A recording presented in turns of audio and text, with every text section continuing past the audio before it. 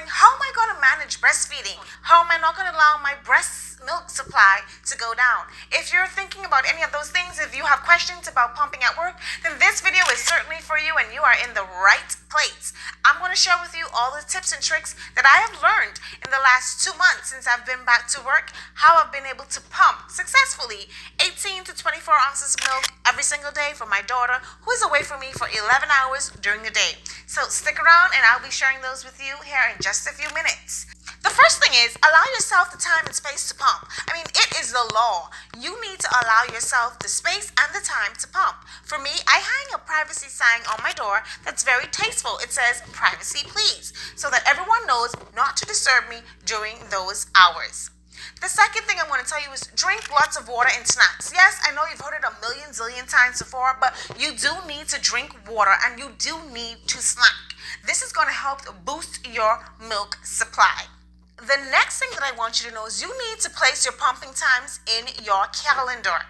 That means that people will respect those boundaries. They will then know that you are unavailable. I'm not available because these are the times that I will be pumping. Of course, setting boundaries is great, but you also need to do is set alarms.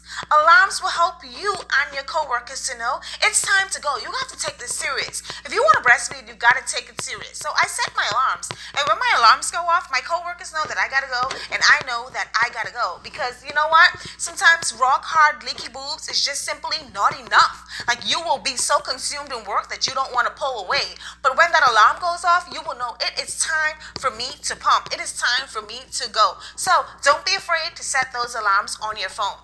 Also, you need to pump while driving. Listen, moms, you're busy. You have a lot to do. There's a lot going on. So you need to maximize and optimize your time. Please get yourself a car charger and you can pump while you are driving.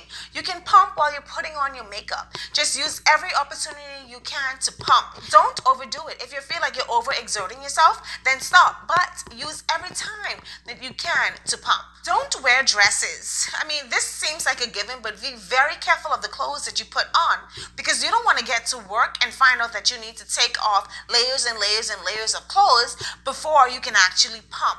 So don't wear dresses because you won't have anyone to help you zip and unzip, undress and dress. So if you can, wear a shirt that can easily come up, or wear a shirt that can easily be pulled to either side, left, right, up, down, but don't wear dresses. You need clothing with easy access to keep things as easy and simple as possible.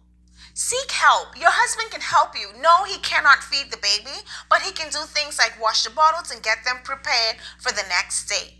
Remember that you are a bad mama jamma, okay? Breastfeeding alone is difficult, but when you add in breastfeeding, pumping at work, going to work, and taking care of everyone else, it becomes immensely insane. I'm not going to pretend and lie to you. It's difficult, but with careful planning, you can definitely do it for well beyond a year. I am at 5 months now, and with my first son, I went well beyond a year. If you like this video, you will definitely love my other videos on breastfeeding.